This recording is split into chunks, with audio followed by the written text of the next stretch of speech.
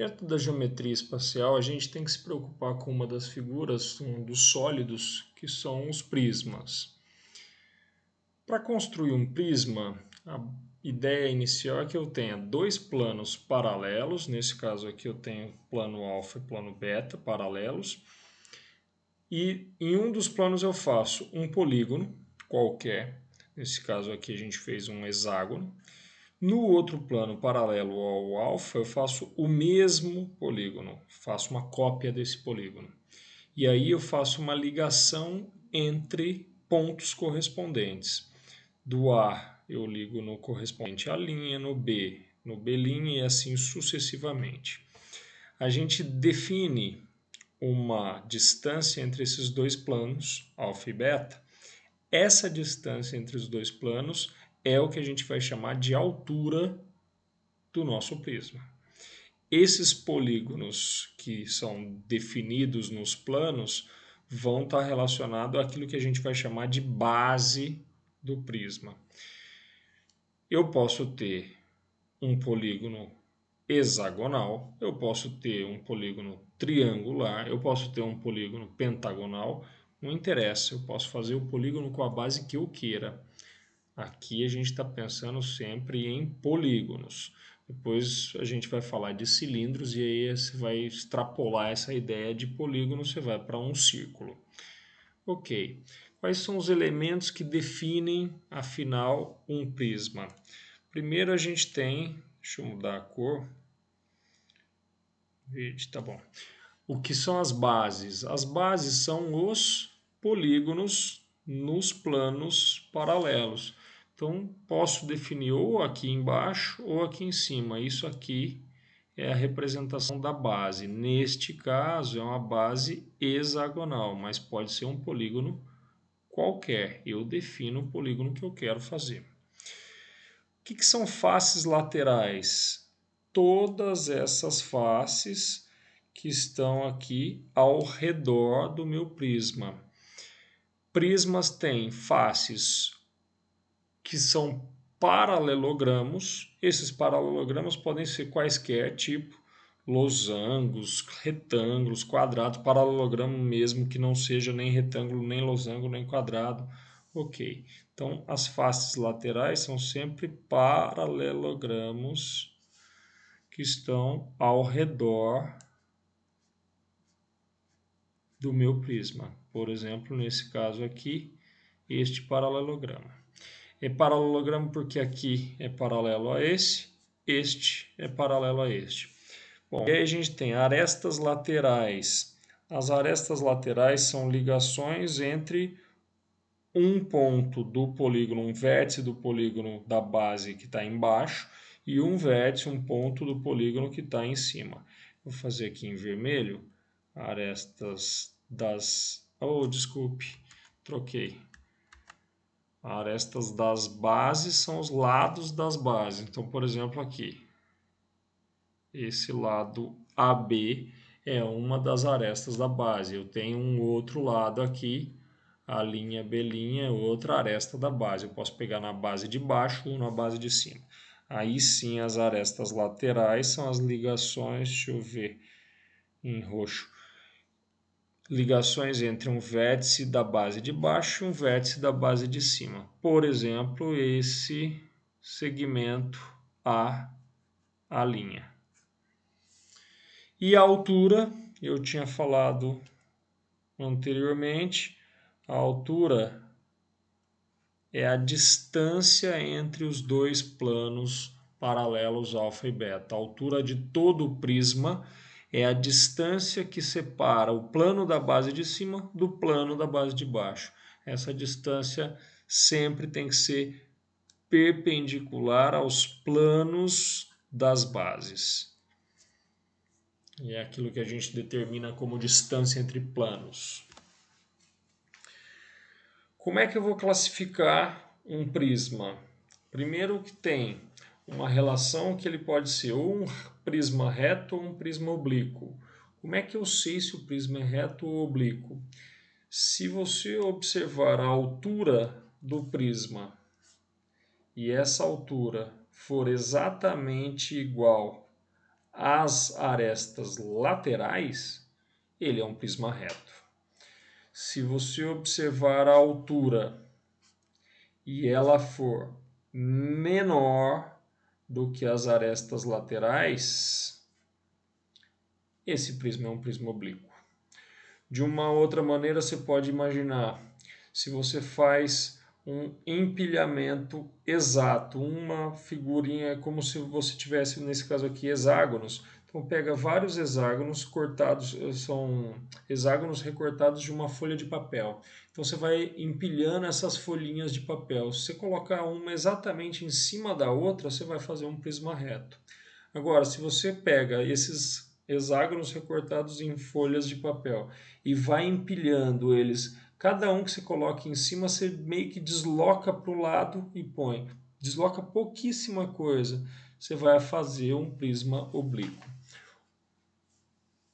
Então, basicamente, são dois tipos de prismas que a gente tem.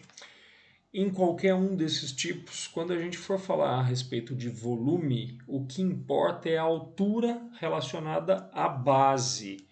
Deixa eu pintar aqui.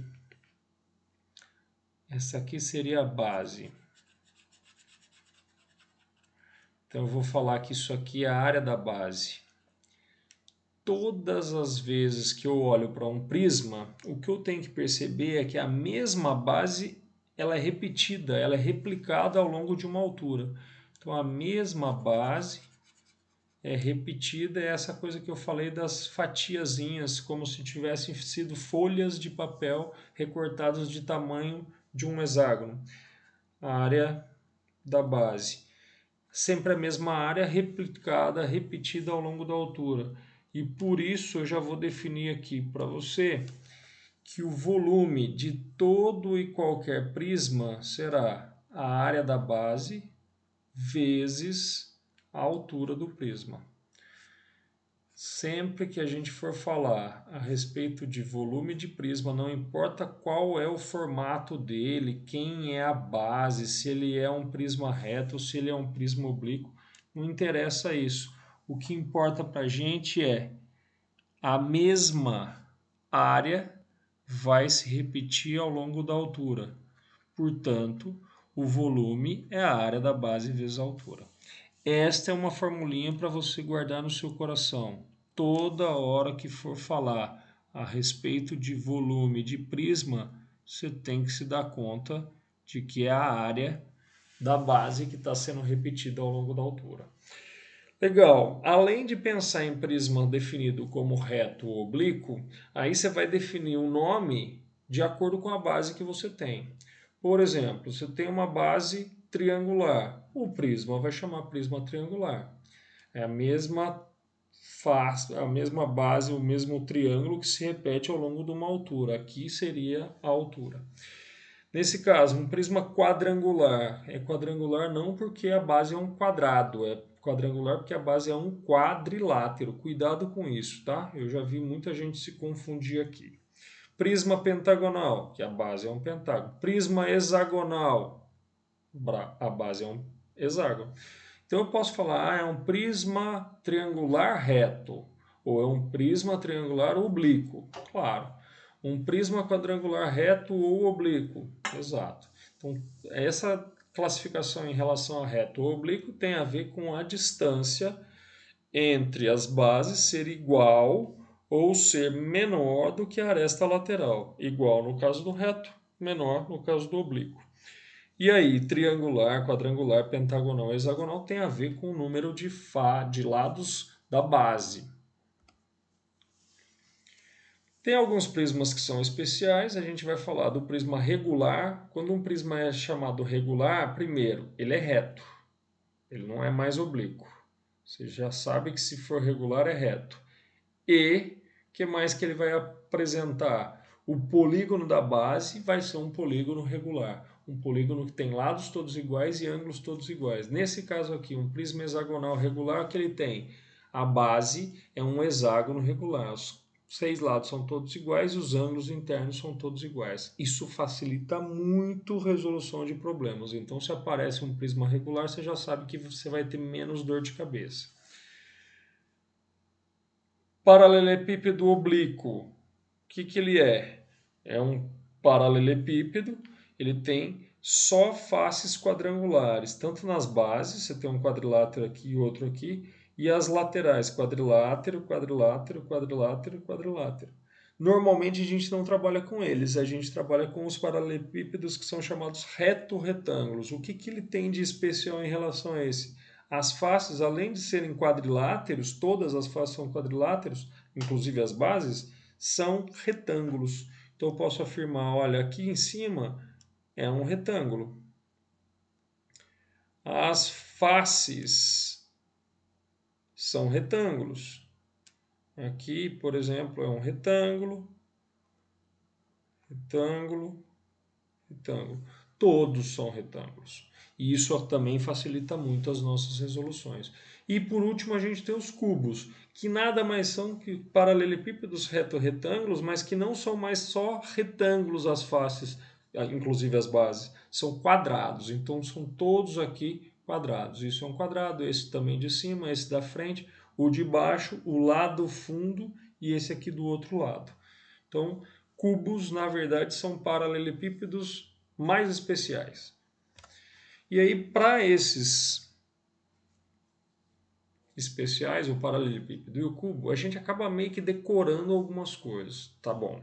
Vamos ver. Primeiro, área da base. O que é a base neste caso aqui? Seria esse retângulo de baixo ou o retângulo ali de cima. E ele está colocando que esse lado aqui é A e esse aqui é B. Se é um retângulo, A vezes B. Simples assim, é a área do retângulo. No caso do cubo, a área da base é o quê? A vezes A. A ao quadrado. É a área de um quadradinho de lado A. Depois a gente fala a respeito de área lateral. O que é a área lateral nesse paralelepípedo? Essa área daqui da frente, mais a área lá do fundo, as duas são iguais, são dois retângulos iguais, mais essa área daqui do lado, mais essa outra área aqui do outro lado, que também são iguais. Então, a área lateral tira as bases, o fundo e a tampa, todo o resto é área lateral, é a área de todas as faces somadas. Essa face aqui da frente é A por C. Então eu vou colocar duas vezes. Por que duas vezes? Porque tem uma na frente e outra atrás. Desculpe, eu errei aqui. É AC. Deixa eu apagar. AC. Você tem A por C aqui na frente, A por C lá no fundo. Por isso 2. Mais, você vai ter B por C aqui do lado e B por C lá do outro lado. B por C também. São duas faces iguais também. Área total. O que é a área total? É a área da base, embaixo e em cima, então tem duas vezes a área da base, mais toda a área lateral. Então eu vou escrever como duas vezes a área da base, mais a área lateral. Como a área lateral é duas vezes AC mais BC, e a área da base era AB, então eu posso escrever que a área total, a área total é duas vezes a área da base, que era AB, mais a área da lateral AC e BC. Tudo multiplicado por 2, porque você tem duas de cada. E falando em volume, a gente falou que a área da base é replicada ao longo da altura. A área da base era AB, a altura nesse caso é C. Então você tem a ABC. Normalmente você aprende de paralelepípedo que o volume é comprimento vezes largura vezes altura. Se você aprendeu assim, está tudo certo. Vem para o cubo. Por que aqui eu falei de área lateral e área total e aqui eu não já fiz a relação? Porque agora você vai pensar, tudo aqui é quadrado. O que é a área lateral?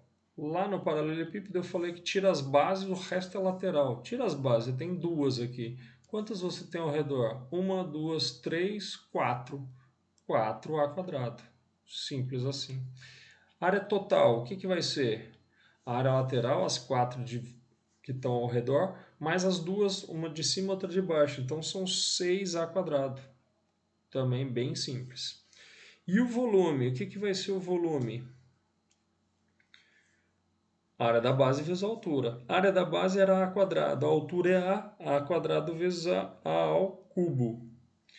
Que você pode pensar que é o mesmo formato daqui. Um comprimento vezes a largura vezes a altura. Só que nesse caso o comprimento, largura e altura são todos iguais. Por isso ficou a ao cubo. Também suave. Por fim, a gente tinha que falar da diagonal desses dois. Diagonal do paralelepípedo é como se você fizesse Pitágoras duas vezes.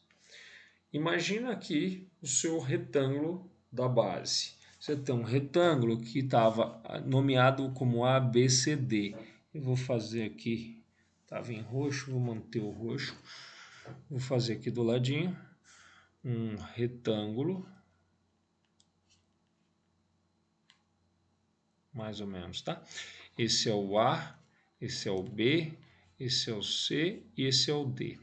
Esse F aqui é a diagonal dessa base. Não é a diagonal do paralelepípedo, tem que atravessar o paralelepípedo. Então, pode ser aqui. F. Pode ser assim, não.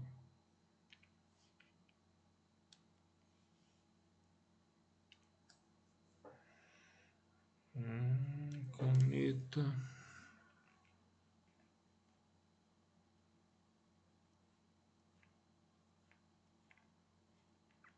Tá, faz de conta que você conseguiu ver que eu fiz reto. Esse é o F. Aqui é 90 graus. Isso aqui é o B e esse aqui é o A.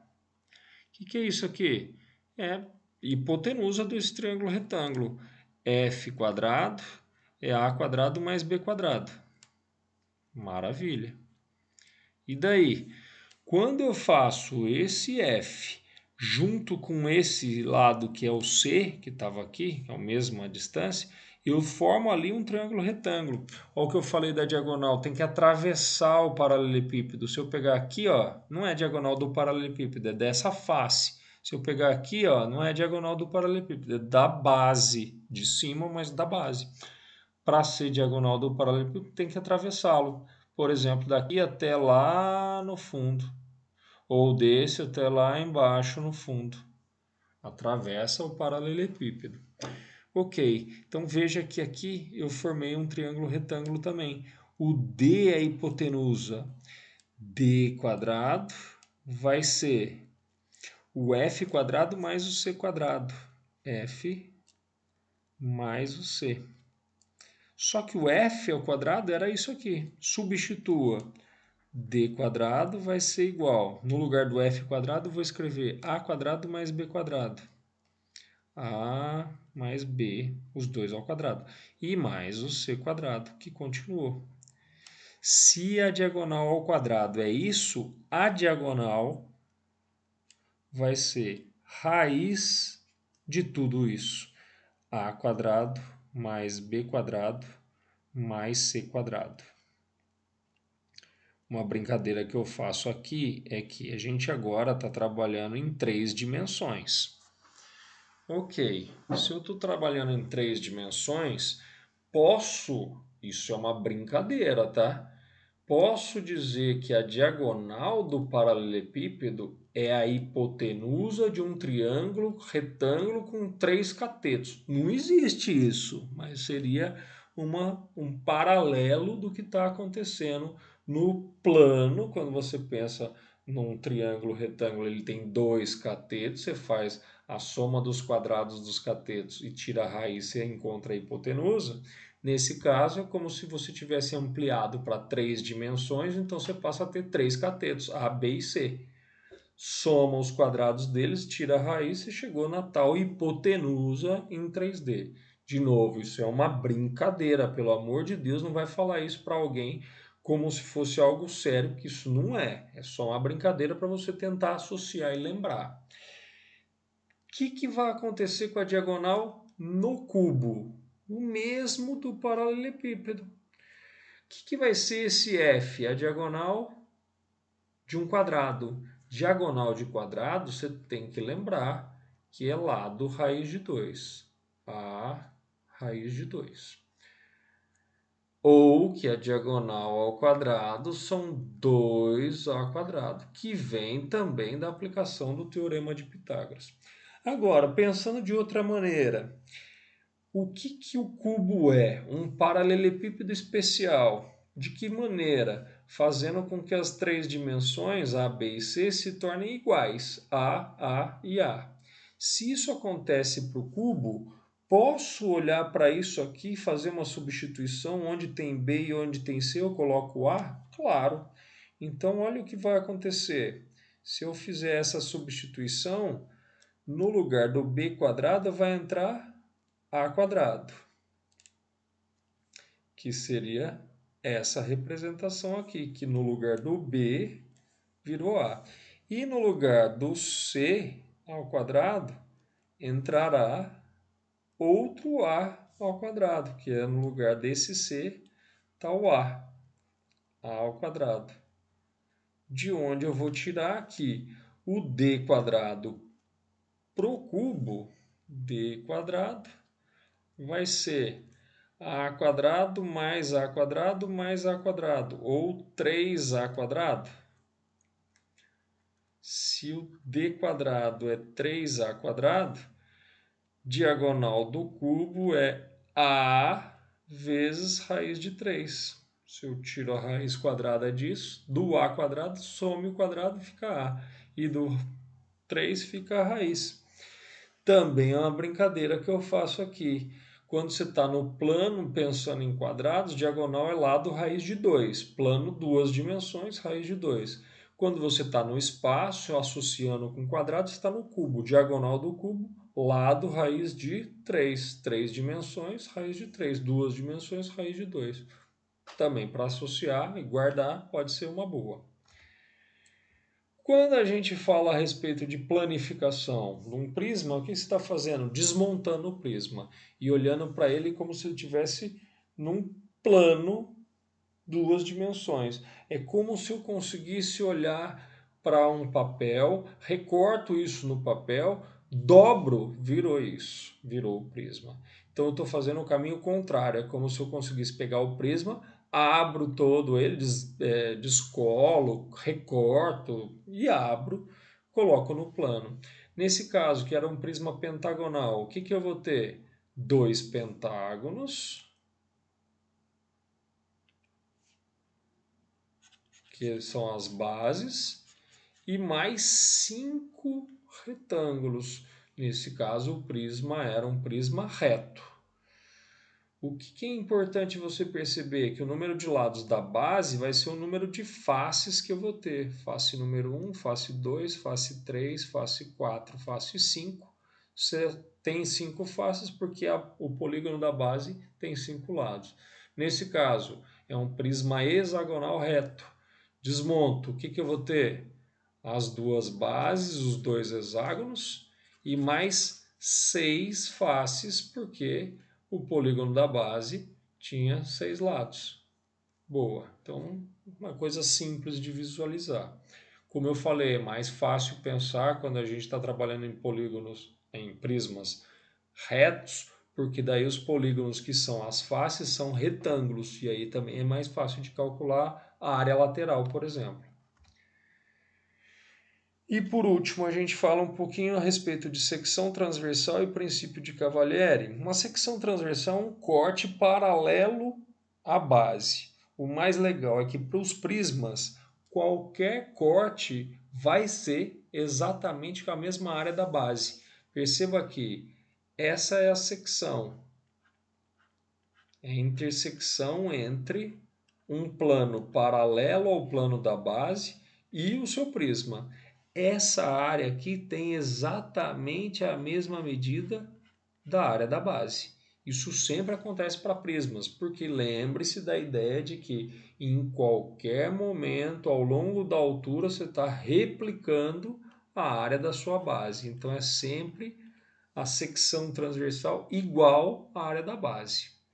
Isso vale para cá, isso também vale para cá. A mesma área se repetiu, a mesma área se repetiu ao longo da altura. Então qualquer corte que eu tenha é uma secção transversal, é paralela à base, vai ter a mesma área.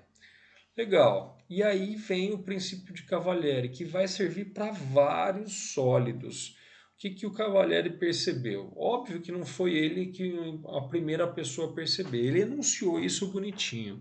O Arquimedes já tinha visto isso, Eudóxio já tinha usado isso, os gregos antigos já usavam várias coisas disso, e acredita-se que os egípcios antigos também tinham noção de várias dessas coisas. Mas ficou conhecido como princípio de Cavalieri. Que ele falou, o que ele enunciou afinal? Imagine que você tem, e aí eu não preciso ter prismas, podem ser sólidos quaisquer, inclusive vale para esferas e clepsidras, é um jeito bacana de você ver como chegar na fórmula do volume da esfera, que não é uma coisa simples de fazer e que muita gente só aprende, quando vai fazer alguma coisa de cálculo na faculdade. E é uma coisa bem tranquila de usar, o princípio de Cavalieri percebendo recortes. O que o Cavalieri então enunciou? Pega dois sólidos quaisquer, aqui eu chamei de sólido 1 e sólido 2, que estão apoiados no mesmo plano alfa. Se todos os infinitos planos paralelos a alfa, quando cortarem os dois sólidos, formarem áreas iguais, mas isso não pode valer só para um momento. Em qualquer momento que eu faça um corte paralelo ao plano da base, onde eles estão apoiados. Qualquer momento que eu faça um corte e eu percebo que as áreas dessas secções transversais dos dois sólidos são iguais, esses dois sólidos vão ter volumes iguais, porque as mesmas áreas se replicam ao longo da altura. Eu vou pintar aqui, não é uma boa escolha, porque um deles é verde, laranja. Pronto. Esta área aqui e esta área aqui,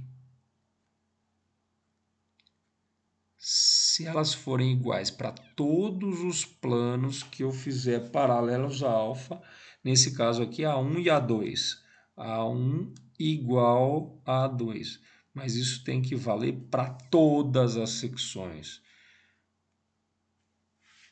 transversais, paralelas à base. Se isso acontecer, os dois volumes são iguais. Isso para todas as secções, para toda secção transversal. Se isso acontece, eu vou concluir que os dois volumes serão iguais, os dois sólidos terão volumes iguais. Isso é muito louco de ver, por exemplo, como eu falei aqui na esfera e na clepsidra. A clepsidra é um cone colocado dentro de um cilindro. Você consegue perceber, o Arquimedes fez isso genialmente e provou o volume da esfera de um jeito muito bonito. Depois a gente até pode falar a respeito disso. Por enquanto é isso. Valeu!